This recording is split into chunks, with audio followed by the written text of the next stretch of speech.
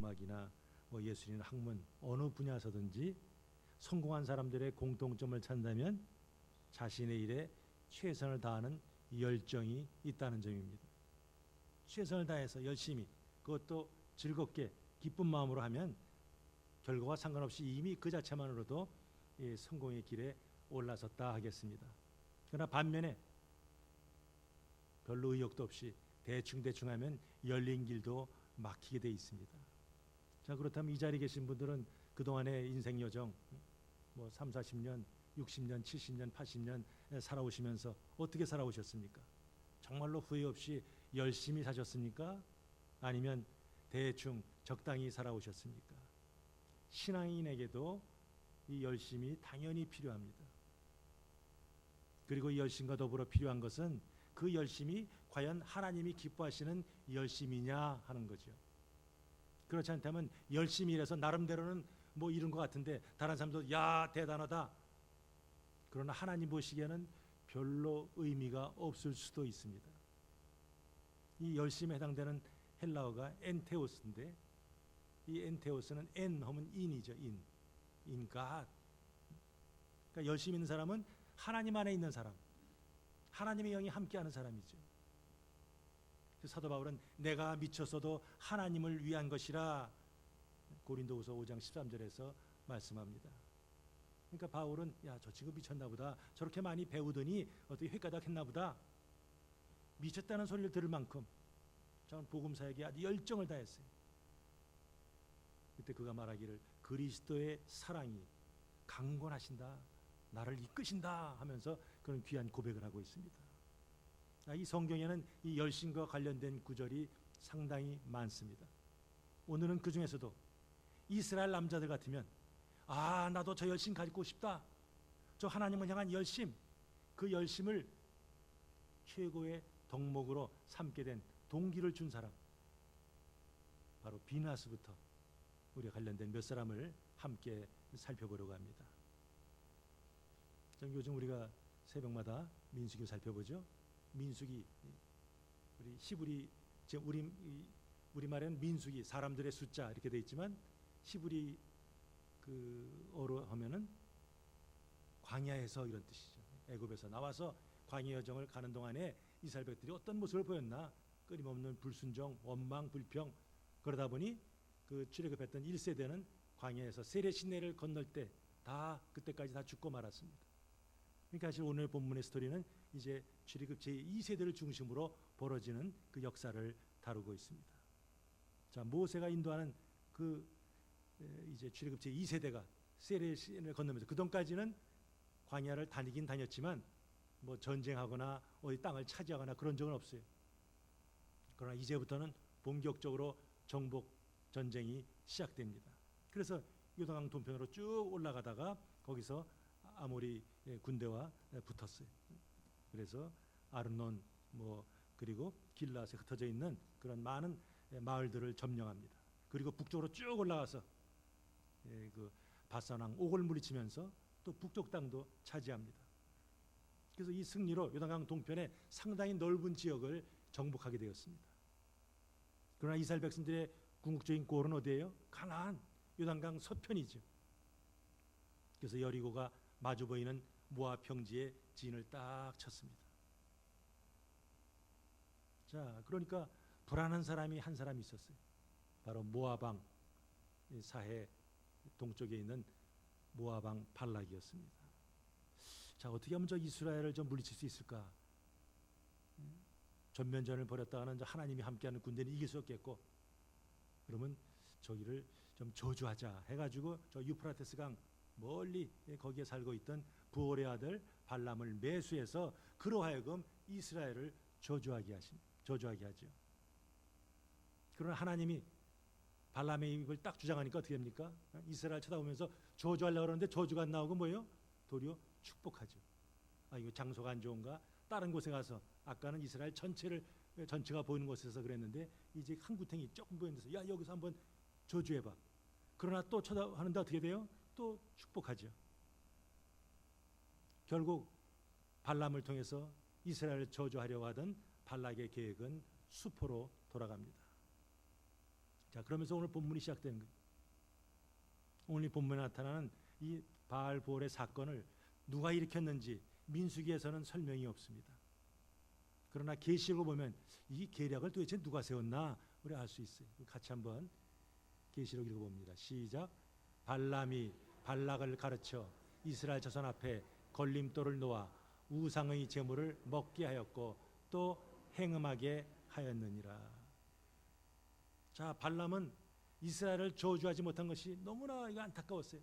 아, 내가 저주하기만 하면 저 발락이 내게 수많은 금은 보화를 줄 텐데 아깝도다. 근데 발락은 화가 나서 그냥 니네 동네로 가.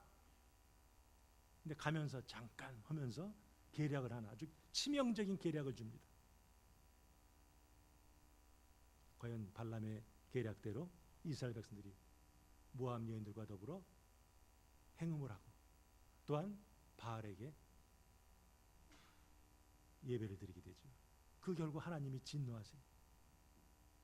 이 사건이, 바알볼의 사건이 우리에게 주는 교훈은 하나님의 백성이 하나님을 미워하는 죄를 범하게 되면 하나님이 진노하실 거고, 또한 그 죄로 인해서 하나님의 백성이랄지라도 화를 당한다는 거죠.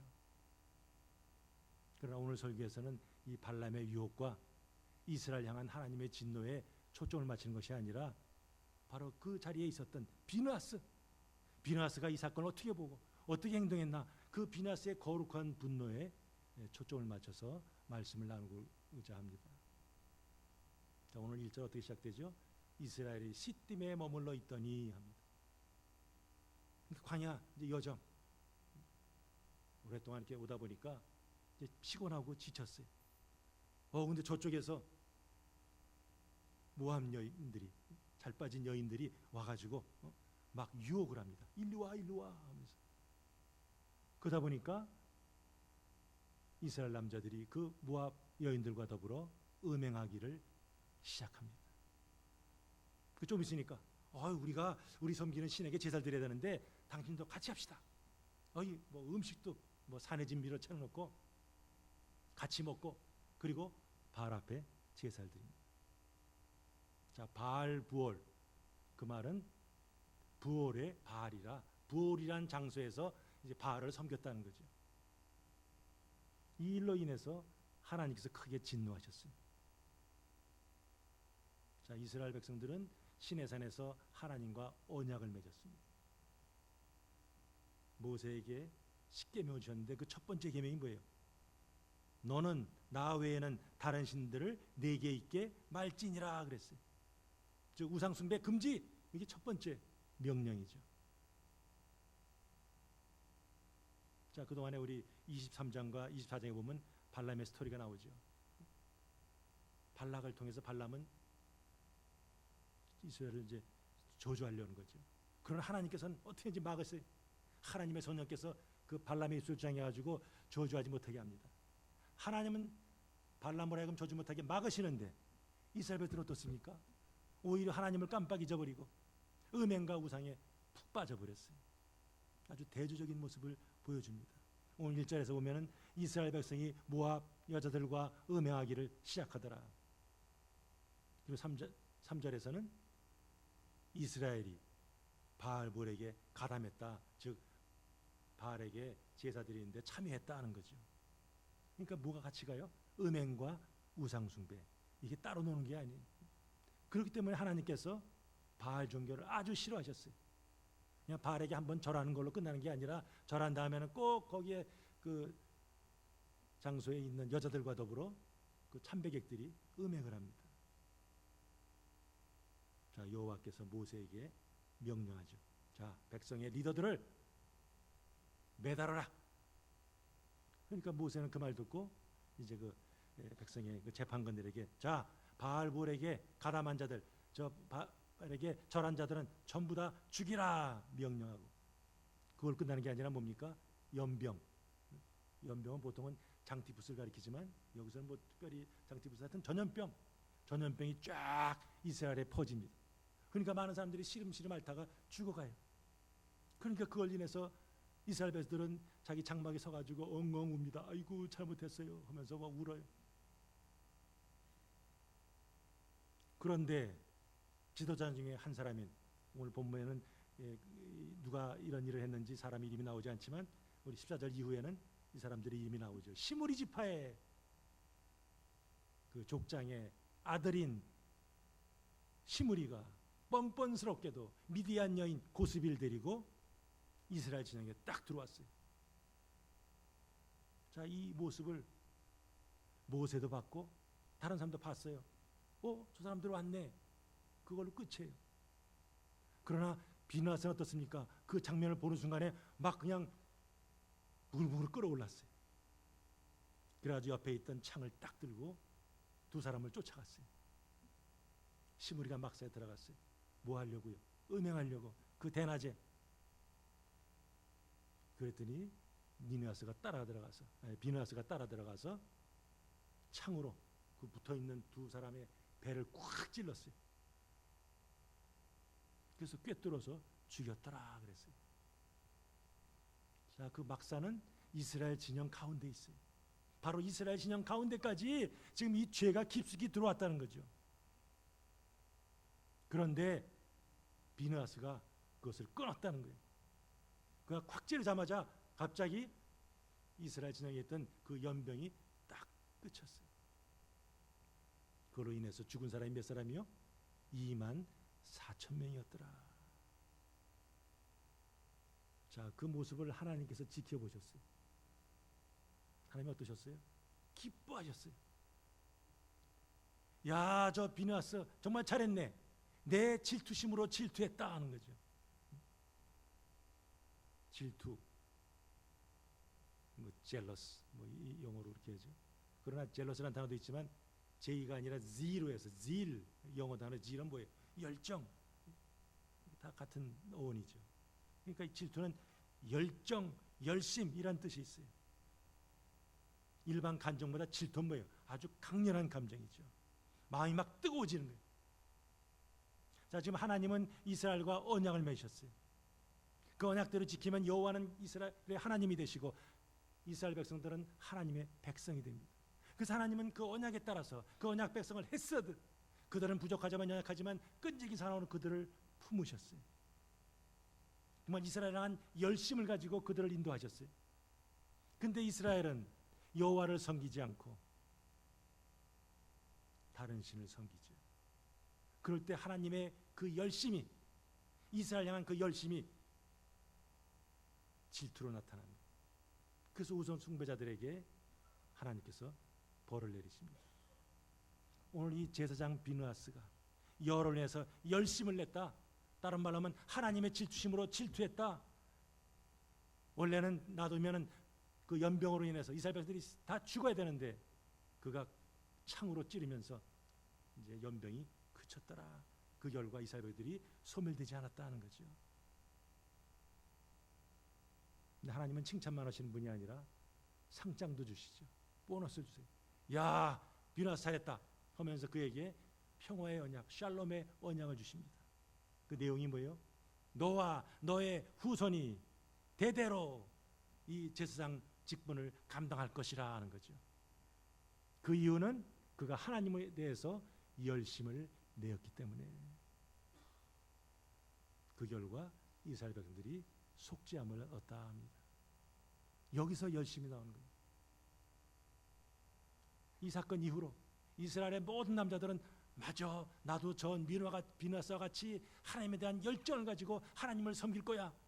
그게가 본이 되었어요.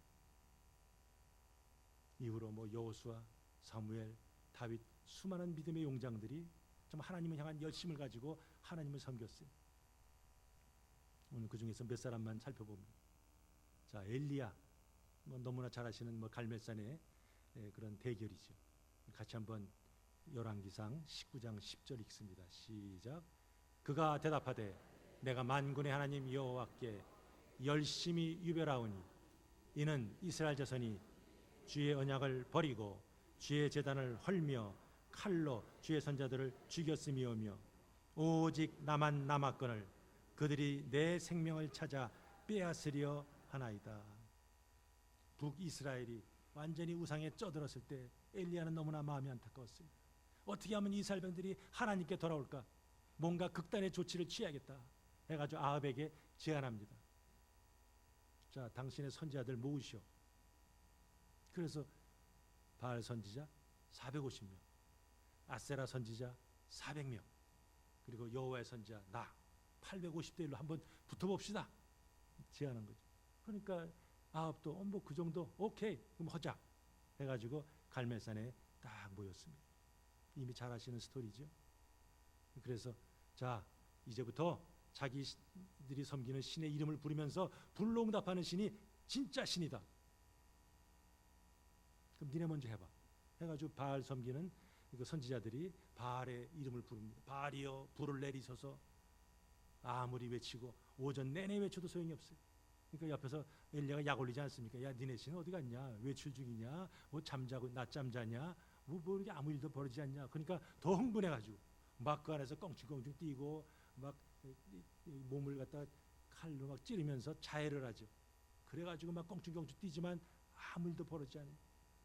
그랬더니 비켜라, 이제 내 턴이다 해가지고 엘리야가 정성껏 제단을 쌓고 도랑 주변으로 물을 이렇게 흘리고 그리고 기도하죠. 여호와는 하나님이신 것과 그리고 나는 하나님이 보내신 종인 것을 이 백성들로 하여금, 이 완악한 이스라엘 백성들로 하여금 알게 하소서. 기도했더니 어떻게 해요? 하늘에서 불이 내려서 제단과 주변에 있는 모든 돌, 뭐 도랑의 물까지 다 살라버립니다. 백성들이 일제히 엎드렸어요. 얼마나 엘리야가 기뻤겠습니까? 내친 김에 왕궁까지 가서 이 소식을 전해야겠다 하고 뛰어가죠. 비 쫄딱 맞으면서 뛰어갑니다. 그러나 그 왕궁에 딱 버티고 있던 바알의 선교사가 한 여자가 있었죠. 이세벨이. 네가 내 선지자들을 죽였어. 내일 이맘때 나도 너를 죽일 거야 그랬어요. 그랬더니 조금 전까지 하나님의 성령으로 충만했던 그 담대했던 엘리야가 뽀로록 꺼집니다. 그래서 도망가요. 홀로 광야에 들어가서 로단 밑에서 하나님께 아이고 죽여주세요. 우리 지난주에 요나가 그랬죠. 니느웨가 구원받는 걸 보면서 나 못 참겠습니다. 꼴을 보기 싫습니다. 나 죽여주세요. 이렇게 얘기하죠. 하나님은 낙심하고 그리고 탈진한 엘리야를 꾸짖지 않으셨어요. 오히려 천사를 보내서 먹이죠. 먹어라. 열심히 그냥 도망갔다가 뭐 피곤한데 음식을 먹으니까 어떻게 해요? 먹고 또 식곤증이 생겨가지고 또 자죠. 한참 자는데 누가 만지는 것 같아서 누가 만지나 보니까 또 천사가 또 먹어라 그래. 또 먹었어요. 또 자요. 그러나 하나님의 찾아오시는 목적은 단순히 육신적인 회복이 아니에요. 영적인 회복이 되어서 그가 선지자로서 사명을 다시 감당키를 원하셨어요. 그래서 그로 하여금 자, 저 하나님의 산 호렙으로 가라 그랬어요. 팔레스타인 지방 북쪽에 있는 그 갈멜산에서 저 아래 저 시나이 반도 끝에 있는 호렙산까지 시내산까지 가라 하는 거죠. 40일을 걸려서 거기까지 왔습니다. 그때 하나님께 나타나셨어요. 엘리야야 어찌해서 여기에 있느냐. 아니 하나님이 가라고 그래서 왔죠. 몰라서 물은 거예요. 그러나 다시 한번 엘리야하여금 지금 깨닫게 하는 거죠. 근데 내가 여기 왜 왔지? 엘리야의 현 상태, 영적인 현 상태를 지금 보게 하는 거죠. 그때 엘리야가 얘기합니다. 하나님, 뭐 여호와께 열심히 유별하오니, 우리 개역 성경은 뭐예요? 특심하오니 이렇게 나오죠. 그러니까 누구보다도 내 열심히 대단합니다 이거죠. 누가요? 내가.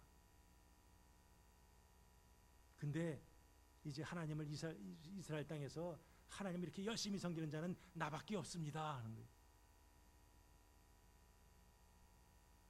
나만이 하나님 위해서 열심히 일하고 있습니다 하는 거예요. 자, 정말 맞습니까? 그 뒷부분에 하나님 뭐라고 그래요? 바알에게 무릎을 꿇지도 바알에게 입을 맞추지 아니한 몇 명이요? 7,000명이 있어. 너 그거 모르지?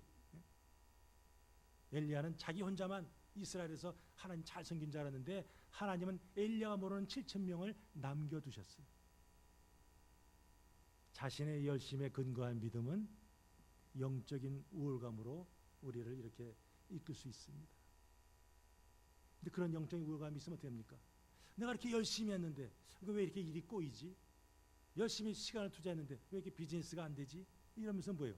열심히 했는데 만족스러운 결과 없으면 도리어 영적인 우울증이 디프레션에 빠질 수 있어요.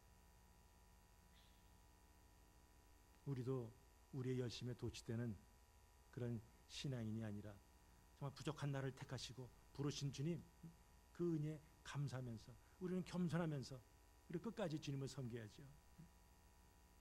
그러면서 과연 나의 열심이 도대체 뭐에 근거를 두고 있느냐, 우리가 점검해 봐야 돼요. 우리의 열정 중요합니다. 그러나 그것이 하나님의 계획과 과연 관련이 있는지, 나의 열심이 정말 하나님의 뜻을 이루게 한 열심인가, 아니면 나를 드러내기 위한 열심인가, 우리가 늘 점검해 봐야 돼요. 그렇지 않으면 내 열심이 도리어 야 니는 그것도 못해 왜 안 해 하면서 다른 사람은 뭐예요? 더 상처를 줄 수가 있어요. 이 교회에서 많이 이런 일들이 벌어지죠. 우리에게 사명을 주신 분도 그 사명을 이루도록 도와주시는 분도 하나님인 것을 기억해야 합니다. 나 홀로 이런 영적인 교만을 버리고 더불어 함께 주님의 일을 감당하는 이런 겸손이 있을 때 거기에 역사가 있고 열매가 있습니다. 다른 사람의 믿음을 과소평가하거나 다른 사람의 모습을 자꾸 비교하지 말고 우리는 각자에게 맡겨진 은혜에 감사하면서 이것을 성실히 감당하겠습니다. 자, 그럼 바울은 어떨까요? 우리 한번 빌립보서 3장 5절과 6절 읽습니다. 시작. 나는 8일 만에 할례를 받고 이스라엘 족속이요 베냐민 지파요 히브리인 중의 히브리인이요 율법으로는 바리새인이요 열심으로는 교회를 박해하고 율법의 이로는 흠이 없는 자라. 자, 부활하신 예수님을 만나기 전까지는 바울은 자기의 출신이나 배경이나 하는 일을 볼 때 나는 하나님의 복받은 자야. 나보다 하나님 일 잘하는 사람 나와봐. 나보다 하나님 복받은 사람 나와봐 하는 이런 아주 자부심이 대단했어요. 그 자부심이 바로 저거예요. 내가 이래봬도 8일 만에 할례 받았어. 난 진짜 이스라엘 족속이야. 다른 사람들은 저 딴 나라 살다가 여기 오지만 나는 아주 진짜. 그래서 베냐민 사울 왕을 배출한 우리는 왕족 출신이야. 난 진짜 히브리인이야. 뭐 그렇게 아주 자부심이 대단했습니다. 근데 특별히 우리가 저기서 볼 거는 열심으로는 교회를 박해하고 하는 말이 있어요. 자, 바울은 아주 율법에 대한 열정이 있었어요. 나름대로 하나님에 대한 아주 충성이 대단하다 생각했어요. 그래서 그 마음을 가지고 어떻게 했습니까? 예수님 만나기 전까지 저 교회, 저 나사렛 예수 따르는 사람들 다 이단이야, 이단. 저들은 유대교의 위협이야. 그렇게 생각하면서 열심히 핍박했습니다. 스데반이 하나님의 성령에 충만해서 복음을 외칠 때 오히려 저놈은 죽여도 좋다 찬성표를 던진 사람이 바울이고, 그가 돌에 만져서 죽어갈 때 그 옷을 벗겨서 그 옷을 딱 자기 발 밑에 두었던 사람이 바로 이 바울이죠.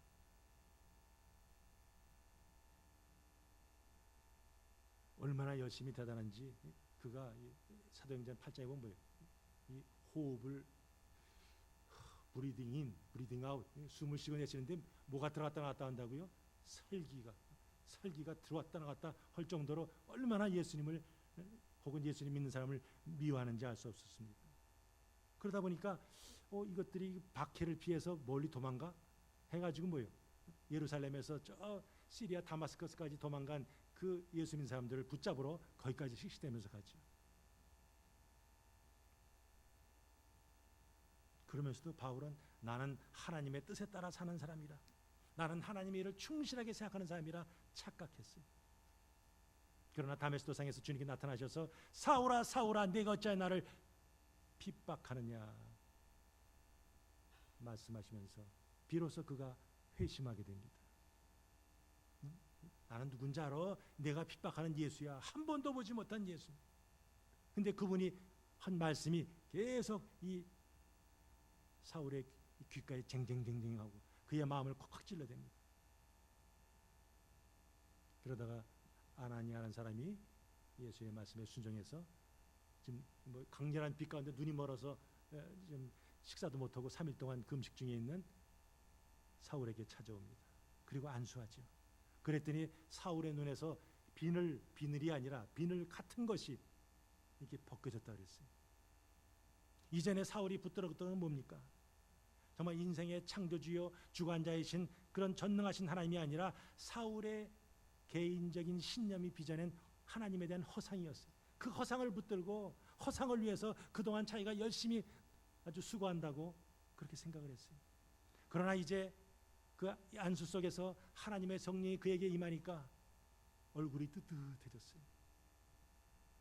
하나님의 은혜를 받고 보니까 갈릴리 지방에서 그저 일단의 사람들을 데리고 다니던 그런 이단의 괴수가 아니라 정말로 저분은 선지자들 통해서 오신다고 약했던 그 약속된 메시아구나, 바로 저분이 우리의 구원을 위해서 이 땅에 오신 하나님의 아들이구나 하는 것을 그가 깨닫게 되었어요. 그는 가치관이 아주 근본적으로 바뀌었습니다. 보다 귀한 것, 보다 가치 있는 것, 영원한 것을 발견하고 보니까 이전에 그가 자랑하던 것 모든 것들을 다 배설물같이 다 버렸다 그랬어요. 이제는 교회의 핍박자가 아니라 교회를 위해서는 목숨까지도 아끼지 않는 그런 헌신자가 되었습니다. 열심 내는 사람이 되었습니다. 그래서 그가 사도행전 20장에서 고백합니다. 어느 성읍에서든지 투옥과 환난이 나를 기다리고 있지만 내가 내 달려갈 길을 다 달리고 주 예수에게 받은 사명 곧 하나님의 은혜의 복음을 증거하는 일을 다 하기만 한다면 나는 내 목숨이 조금도 아깝지 않다. 그야말로 복음에 대한 그 주님에 대한 열정으로 사로잡힌 사람이 되었어요. 자, 그러면 예수님은 어떨까요? 우리 요한복음 2장 14절 읽습니다. 시작. 제자들이 성경 말씀에 주의 전을 사모하는 열심이 나를 삼키리라 한 것을 기억하더라. 모세를 통해서 노예로 있던 이스라엘 백성들을 구원한 것을 기념하는 유대인 최대의 명절 유월절, 그 유월절이 다가올 때 예수님께서는 예루살렘에 올라가셨습니다. 올라가셔서 제일 먼저 들은 곳이 바로 성전. 이 성전에 딱 제일 먼저 들어가면 그 장소가 어디예요? 이방인의 뜰이죠. 이방인들은 여기까지. 그 다음에 그 안으로 들어가면 여인들은 여기까지. 여인의 뜰이 나오고.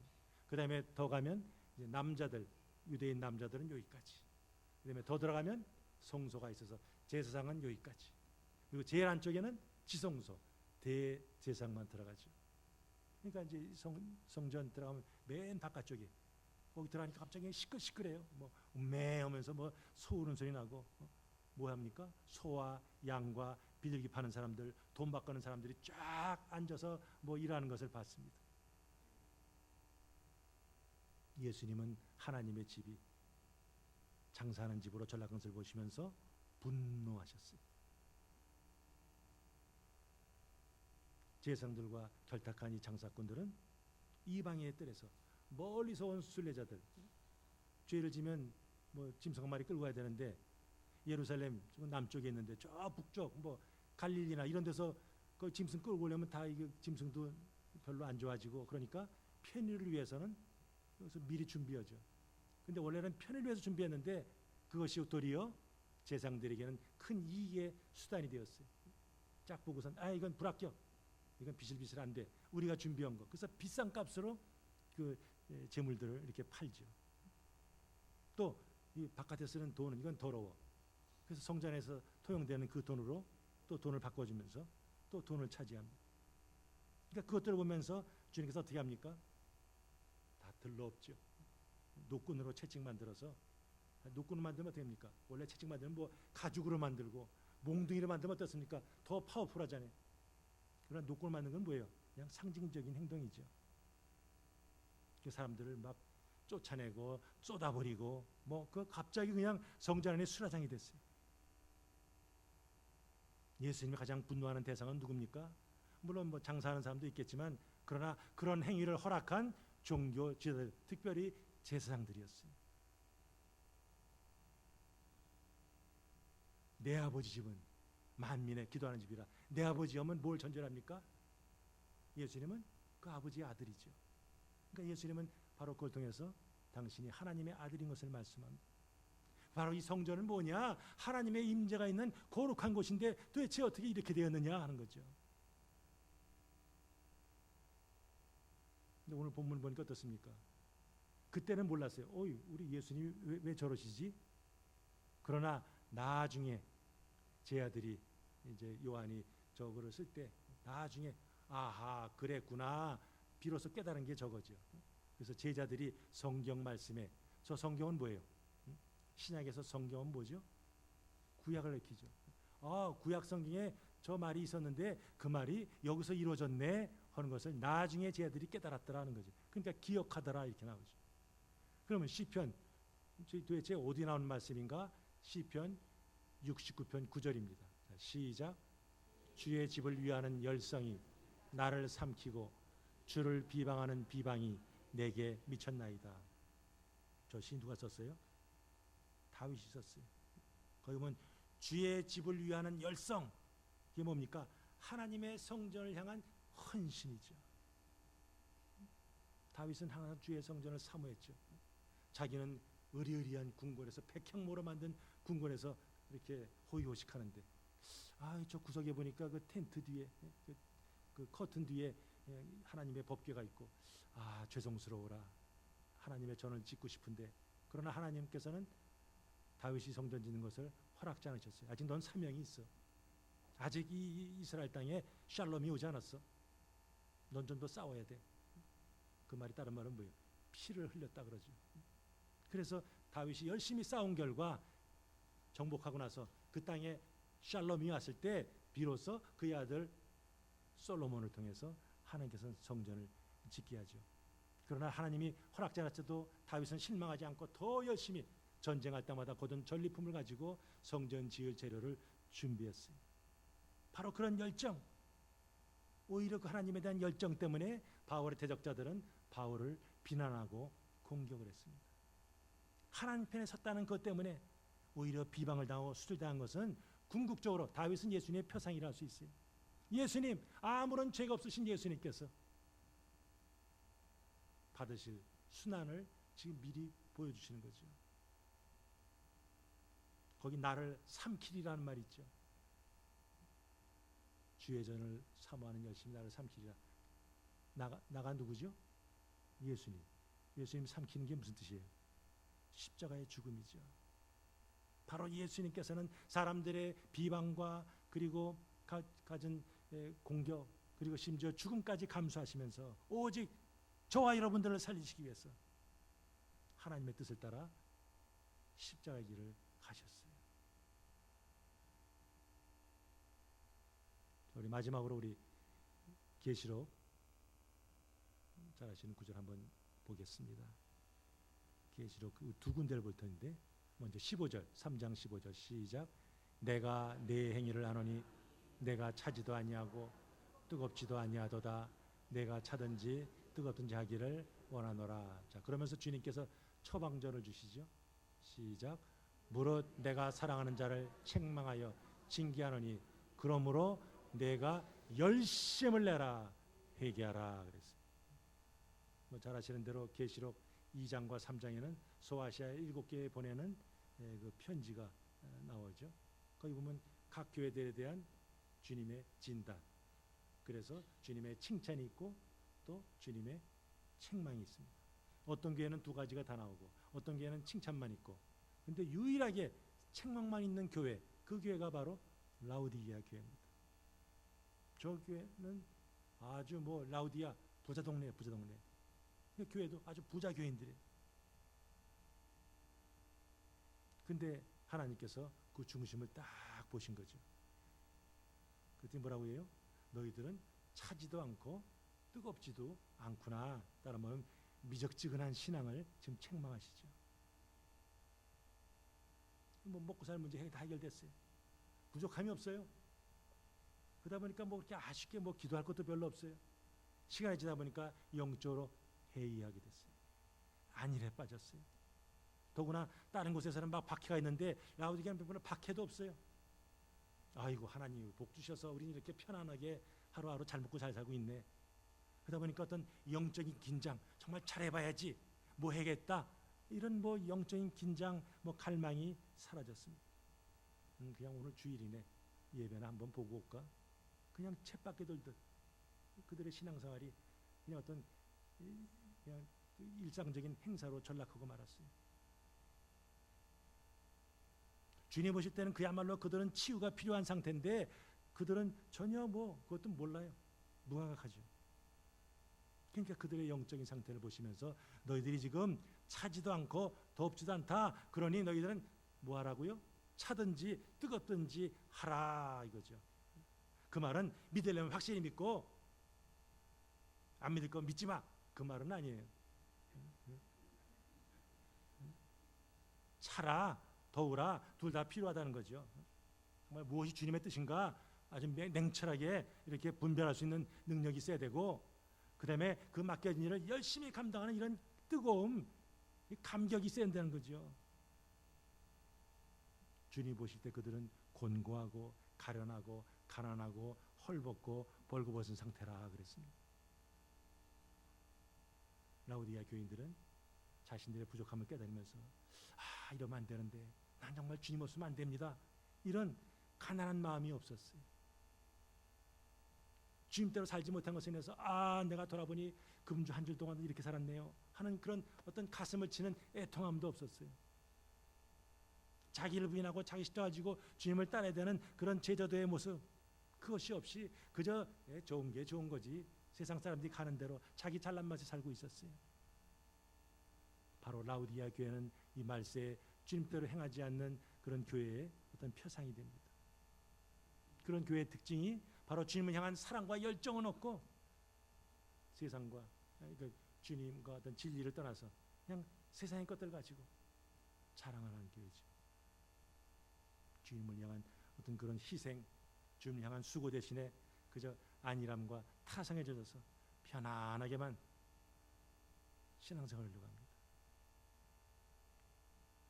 죄와 진리 적당히 타협, 세상과 교회 양다리를 걸칩니다. 그러다 보니까 교회의 중심이 주님이어야 되는데 점점 어떻게 됩니까? 주님이 밀려나요. 그래서 어디까지 갔어요? 문 밖까지 밀려갔어요. 그래서 거기 보면 무슨 말이 나와요? 내가 문 밖에서 두드리노니. 저 계시록 2장 3장에 누구한테 주신 말씀이에요? 안 믿는 사람에게 주신 말씀이에요? 교회들에게 주신 말씀 아니에요? 민자들에게, 야, 나 지금 밖에 있어, 좀 열어라, 문 좀 열어. 그게 계시록의 말씀이죠. 그거는 2000년 전에만 라오디게아에만 있는 현상입니까? 오늘도 얼마인지 그래요. 자, 우리 두 단어를 한번 봅니다. 현실적인 무신론자라. 교회는 다니지만 행동하는 걸 보니까 믿지 않는 사람과 다를 바 없네, 그거죠. 또 명목상 크리스천이스, 나미날 크리스천. 예수님을 왕으로 모시고 주님대로 살아야 되는데 거기에 자기가 딱 들어가 있는 거죠. 무늬만 크리스찬인 사람, 이것이 점점 많아지고 있다는 거예요.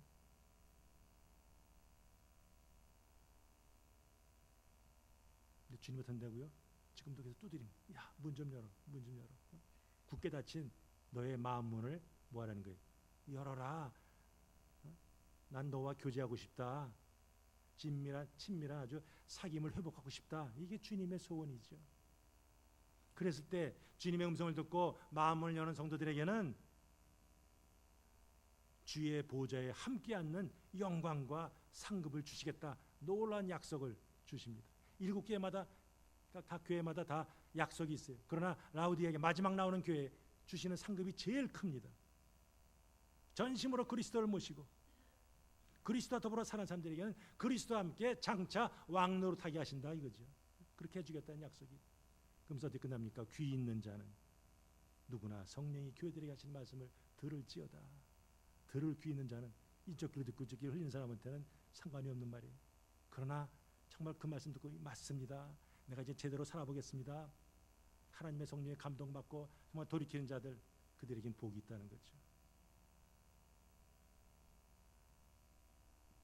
오늘 그 키워드가 뭐예요? 열심이죠. 우리 모두에게 열심이 필요합니다. 목사에게만 필요한 게 아니라, 장로들에게만 필요한 게 아니라 모든 성도들에게 열심이 필요해요. 주님이 기뻐하시는 열심을 우리가 회복하려면 어떻게 하겠습니까? 항상 설교의 결론은 뭐 똑같죠. 첫 번째 뭐예요? 시작. 말씀에 대한 열정을 회복해야 합니다. 자기의 열심을 가지고 사는 사람은 금방 지치거나 그냥 안일해질 수 있어요. 승리하신 권세가 있는 그 주님이 내 삶의 원천이 될 때 우리는 위로부터 주시는 그 은혜에 힘입어서 지속적으로 열정을 가질 수 있고 그리고 능력을 공급받게 됩니다. 그렇다면 각자를 돌아오면서 지금 나는 이 주의 말씀을 듣고자 하는 그런 열망이 있는가? 성경이 주로 어디 있지? 일주일에 한 번씩 차 뒤에 있는 거 꺼내가지고 먼지 톡톡 털면서 오는가? 하루를 살면서 주님과 얼만큼 교제하나? 얼만큼 시간을 할애하는가? 혹시 라우디게아 교인들과 같이 주님을 저 문 밖에 그냥 세워놓고 있지 않는가? 성도들의 삶이 부유해지면서 교회 건물이 화려해지면서 내실 없이 정체돼 버린 그런 신을 갖고 있지 않는가? 우리가 돌아가야죠. 돌이켜봐야 돼요.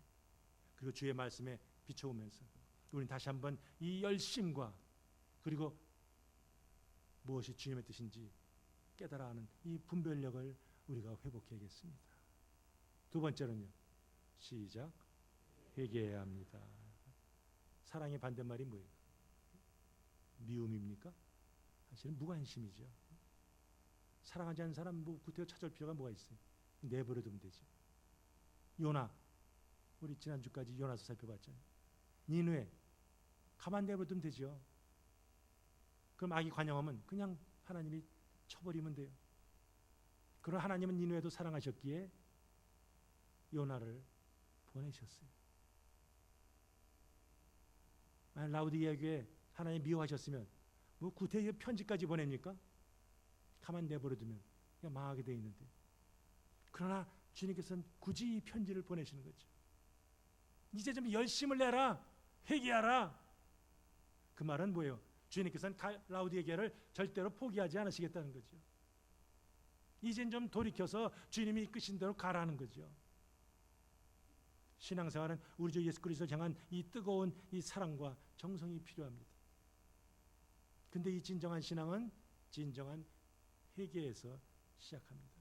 여기 지금 회개하란 말은 뭐예요? 믿지 않는 자들이 한 번도 주님 알지 못한 자들이 처음으로 알 때 그 회개가 아니죠. 이게 누구한테 하는 말이에요? 이미 믿는 사람들에게 하는 거 아니에요.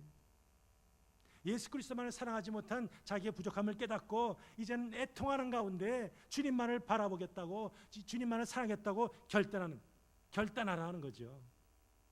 다시 한번 마음문을 활짝 열고 주님을 받으려는 거죠. 처음 사랑을 회복하라는 거죠. 그리고 그분께 마음과 삶을 드리라는 거예요.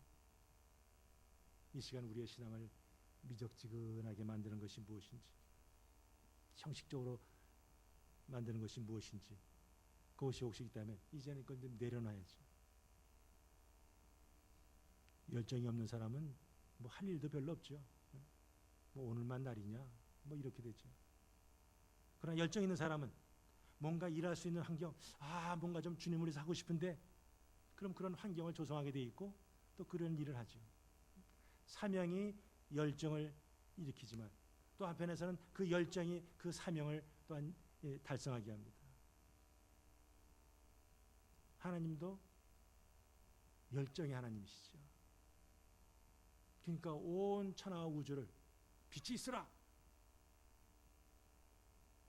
외치시니까 그냥 말씀대로 나왔어요. 이 온 세상, 온 우주는 뭐예요? 하나님의 열정의 산물이죠. 그리고 우리와 더불어 교제 나누기 위해서 우리를 만드시고 우리와 더불어 지속적으로 교제를 하기를 원하셨어요. 그리고 하나님의 영을 주시죠.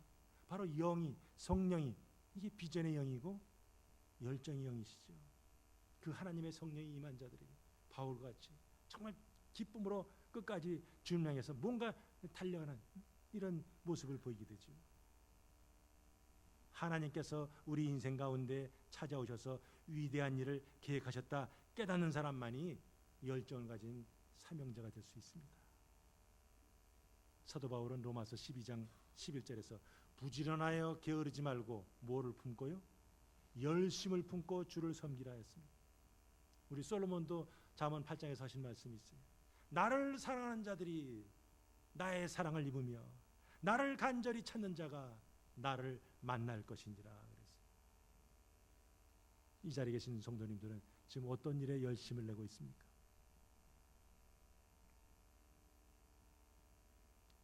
혹시 좀 나태하고 있지는 않습니까?